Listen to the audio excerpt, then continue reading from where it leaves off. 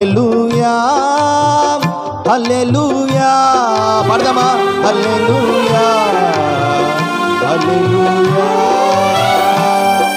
హల్లెలూయా స్తుతించి పాడి కీర్తింతును జీవము కంటే ఉత్తమము నీ కృపను హల్లెలూయా స్తుతించి పాడి కీర్తింతును జీవము కంటే ఉత్తమము నీ కృపను.